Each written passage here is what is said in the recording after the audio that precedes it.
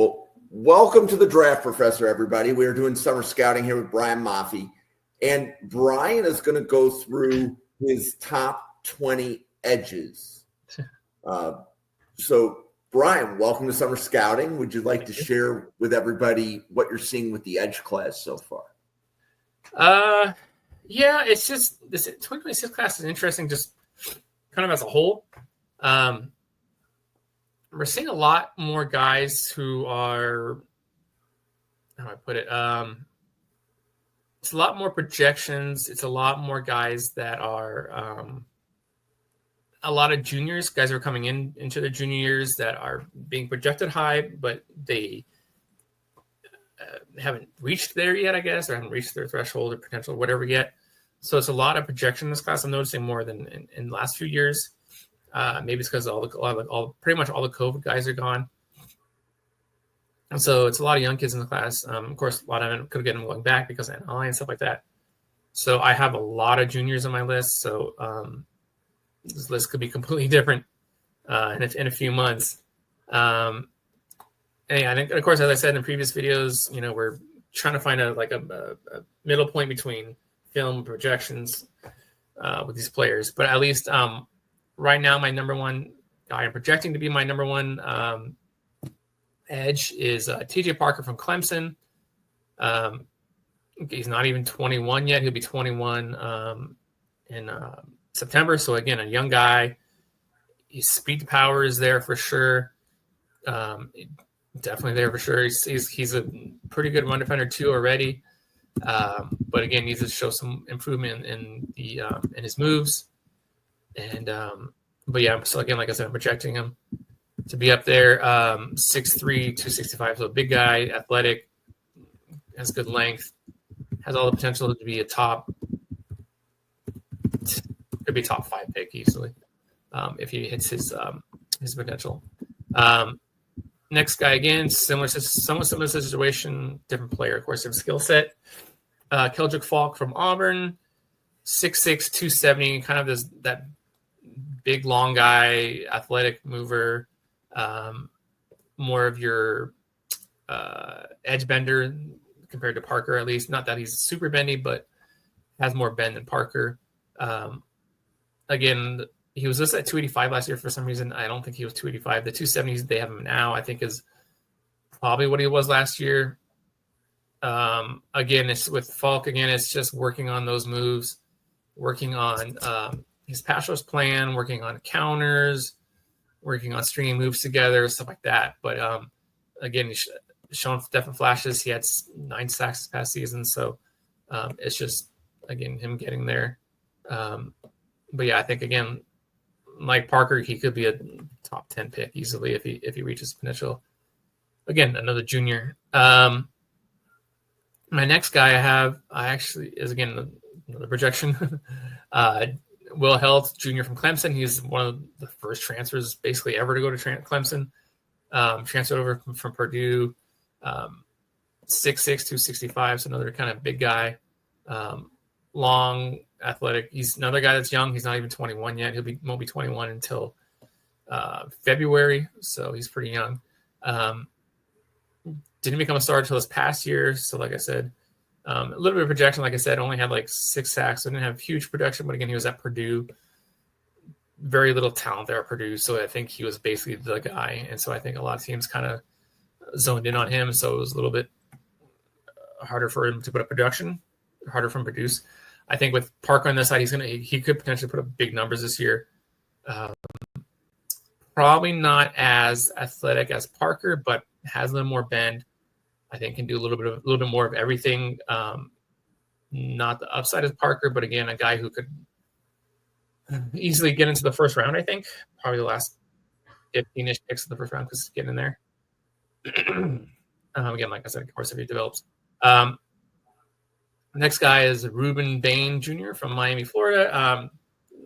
Dude has been a beast since his freshman year. Had some struggles this past year just because he had some injuries. He had I believe with him was a foot or an ankle injury, so he missed a huge chunk of this past year. And then he wasn't 100% healthy. 6'3", 275.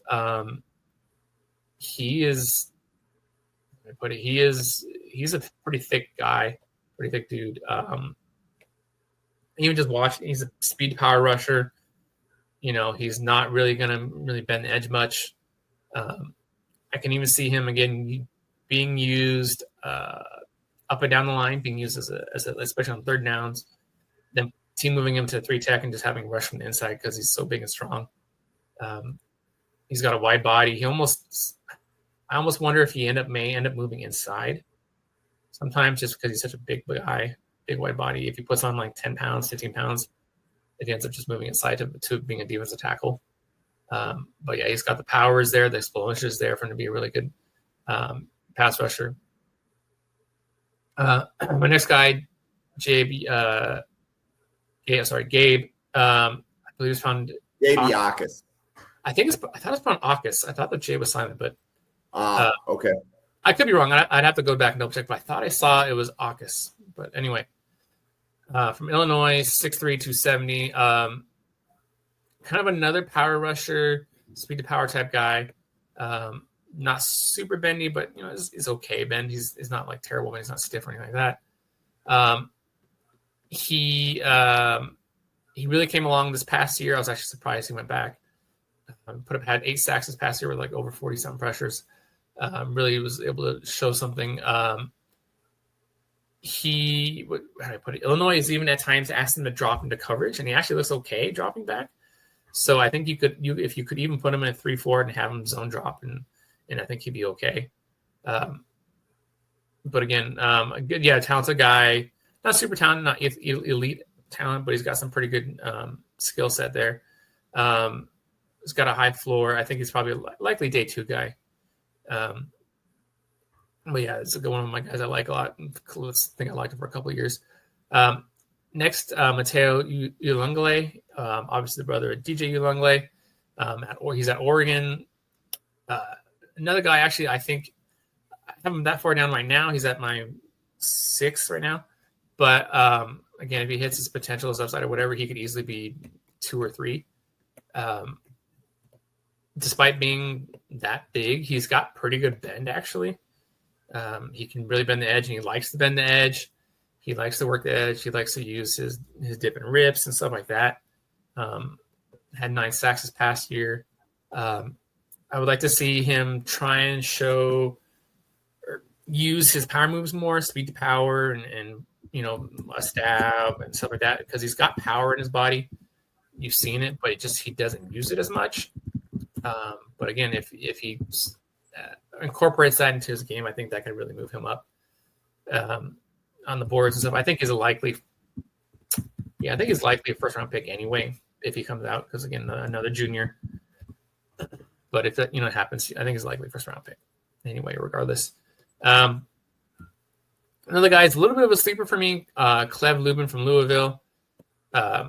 Smaller, not tiny, but smaller guy, 6'3", 250. He's actually transferring over from I think it's Coastal Carolina. Yeah, Coastal Carolina. He actually originally started out at Army and then transferred out to Iowa Western Community College, and then was at Coastal this past year.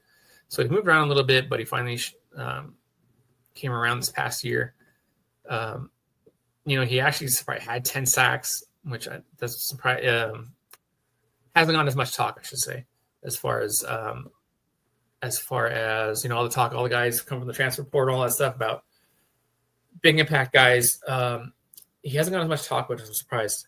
But again, it's kind of a smaller guy. Like I said, can bend the edge, can do all that stuff. Can move up the boards. Could stand to add a few pounds. Improve his play against the run and stuff like that. He actually was originally a basketball player. So he's still young as far as his experience in football. So he was originally a basketball player, like I said.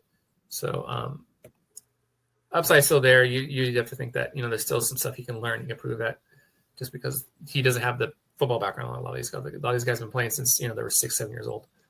The next, a guy I think has pretty high floor. Mikhail Kamara from Indiana, 6'1", 265, has kind of a short, squatty build. but his length is okay. It's not great, but it's okay. But again, a guy who's just going to come in, solid all-around guy. He'll get you some sacks. He'll get some pressures. He'll be okay against. He'll be a solid run defender. Like I said, high floor. Still could improve, of course, but he's probably a day 2 guy.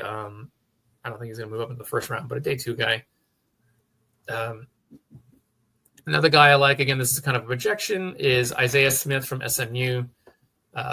Smaller guy again, 6'4", 244, but athletic as heck. Can really bend the edge. Surprisingly, he's been pretty decent since 2023. He had like 7 sacks in 2023, and he's got a bunch of pressures. He just needs to learn and improve on his finishing. He gets a lot of pressures. He gets in the backfield. He pressures the quarterback, but just the sacks. He needs to work on finishing, basically, is the thing. And, of course, add some bulk. I think that's part of it, being 244. It needs to add like maybe 10 pounds. But, yeah, all athletic as heck, like I said. Guy who could bend the edge. Probably would like to see him see if he can add some power to his game just to mix it up and stuff like that. But going to be a guy who's going to bend the edge a lot for you. Maybe even end up being a DPR in the league. It's possible if he can't add on weight, but could be a day 2 guy. Like I said, if he develops a little more, add some weight and stuff like that. Another guy I like, actually, again, another kind of projection. TJ guy from Michigan, 6'4", 250. Didn't play a lot just because there was a lot of guys in front of him for his first few years until this past year. But even then, there was kind of they kind of had a bit of a rotation. Has 6 sacks this past year, but I think he can really improve. Good, solid athlete, not elite. Decent length. I think he can really move up the boards. I think he's better than his teammate. But yeah, another guy I like a lot. Another projection. Bo Atkinson, another junior. There's a lot of juniors in this list. Bo Atkinson, Ohio State, 6'5", 265. Transferred over from North Carolina. He didn't start showing, or not showing, I should say. Didn't start showing development until this past year, where he had like 7 sacks. But again, it's a projection, like I said. He still needs a lot of work. Needs to improve against the run. Needs to, again, learn how to connect moves together, improve his pass rush plan and stuff like that. Not an elite athlete. He's a solid athlete, but not elite. But he's got some size. He's got some speed to power, stuff like that. So, and Ohio State tends to like those speed to power type guys. So I think he'll fit in well with Ohio State. I think he can put up big numbers this year because there's not much else on that defensive line besides him as far as pass rusher. So I think he'll play a lot. Another guy I like, the next guy on my list, Max Llewellyn from Iowa. Been getting some talk for a while. A lot of people thought he was going to come out last year. He didn't, of course. 6'5", almost 260. He was a 4-star guy, so he was a highly known rated player coming out. But didn't really start taking on a big role and showing anything until, again, this past season. Didn't put up huge numbers, but of course, Iowa rotates their defensive line a lot. So, but he'll be a senior this year, so he'll probably be the starter and get a lot of snaps. So let's see if he can show some development, of course, again with him. This guy, one of those guys, can move up, and then another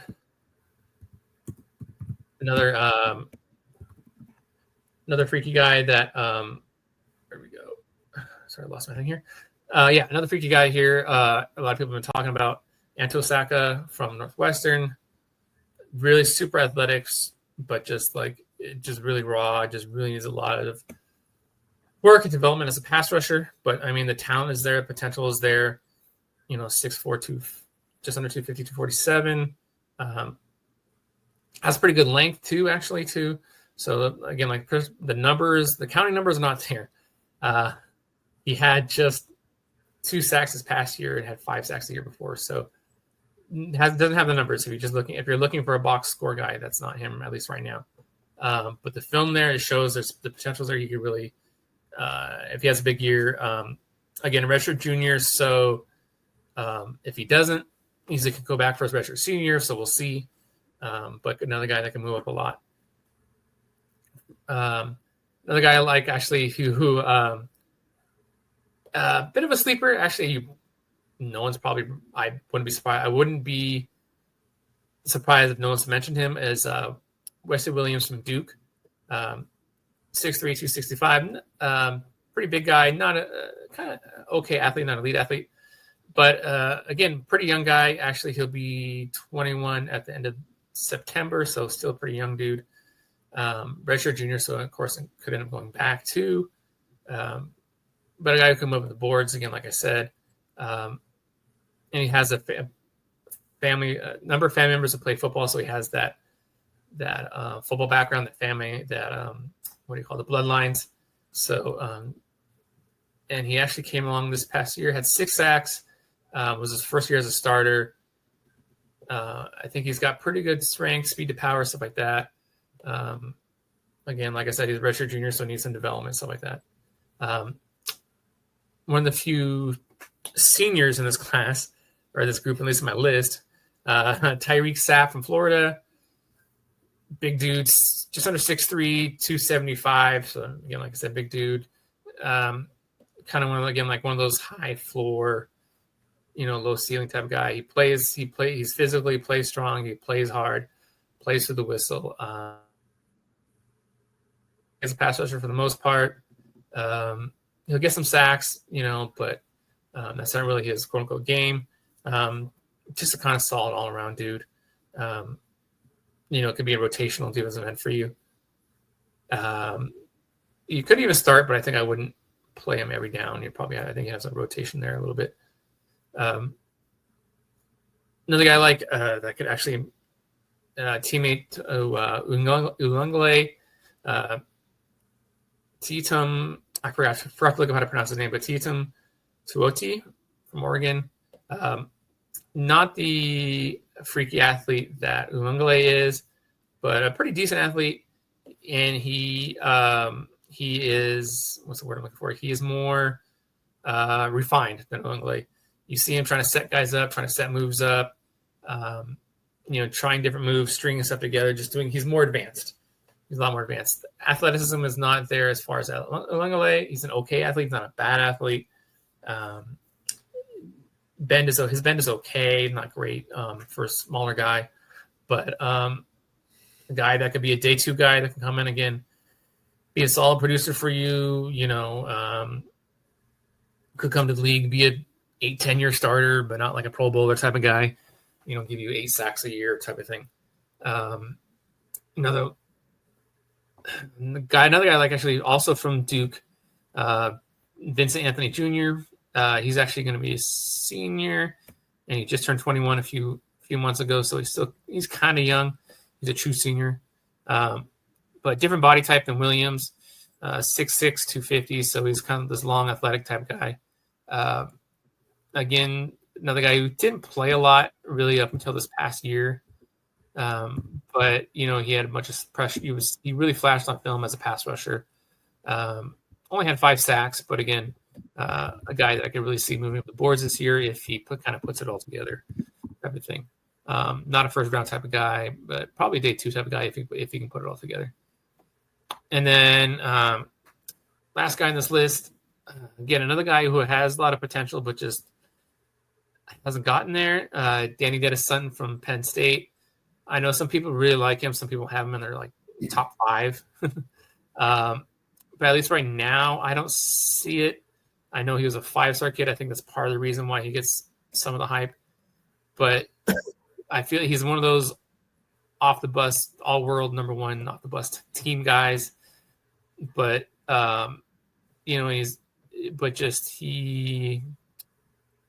doesn't.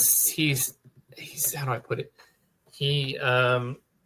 Awareness sometimes is not there. Being able to find the ball, sometimes he loses the ball. His pass production is pretty inconsistent. He's just a ways away. I feel like I think he's still a few years away. So I think even if someone drafts him, you're looking at again, a developmental pick, a guy who basically you're looking at year 3 or if you potentially reach his potential. Like it's there, but just I think there's a lot more work that needs to be done. Even though he had some decent production this past year, he had like 7 sacks or something like that. But yeah, not as high as him as other people. But I think I see the physical talent, but it's just there's still a lot missing, a lot more work that needs to be done. Cool. So that was your edge list, correct? Yes, sir. Awesome. So while we pause here for a quick commercial, Brian, do you want to introduce yourself to everybody? Let them know how they can find your content. Yeah. So you can see my Twitter handle there, BMAAFI NFL. So of course you can find me there. Where else can you find me? I'm trying to think. Of course you can find me here on Draft Professors. I'm also on Blue Sky, although I'm not there as much. I also write for Gridiron Heroics. I haven't read anything in a couple months. Just kind of taking some off, working through some draft stuff. But I will start putting out my my actual article with my top 10 at each position, preseason rankings for the draft class. Top 10 quarterbacks, running backs, wide receivers, all the type of stuff. I'm probably going to be doing that since we're going taking family vacation this next week, probably middle or end of next month. I'm going to work on that, so keep an eye out for those. And then I'm working on talking with some other people, trying to work on see if I can guest on some other draft podcasts. So we'll see with that. Of course, I'll announce that on Twitter and stuff like that if I get that. And of course, on Twitter, like I said, I put out. I'll put out clips of prospects. I've been putting out clips already of 2026 guys. So you can always go back on my feed and find clips of guys I've got on there. So at least for now, during summer, that's where you'll find me mostly is on Twitter and here, and then my articles in Gridiron Heroics. Cool. So you can follow the channel at NFL Draft Fanatic. No, I am Fanatic. It is the same on X as it is on YouTube. Single best thank you can give is to hit the subscribe on YouTube. In addition, you can find the podcasts on Spotify. And I've been told that from Spotify, it hits Apple Podcasts and a lot of the other podcasting platforms. So feel free to rate and review wherever you find your podcasts. We have daily draft content. Brian is one of 22 podcasters that helps Draft Professor put out daily content. Brian has been here from the beginning, very trusted member of the Draft Professor community. A couple of things to notice. Brian was one of the few podcasters that gave measurements. So that's just something to point out this early in the process that can help differentiate Brian from a lot of his contemporaries. Is Brian has a database that keeps measurements. I love podcasting with Brian. Love having him on the channel.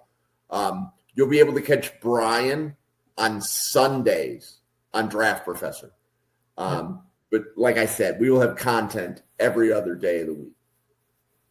Yep. Yeah, because I get the Bledsoe numbers through a source, so I'll usually put those in my database and I'll mention them.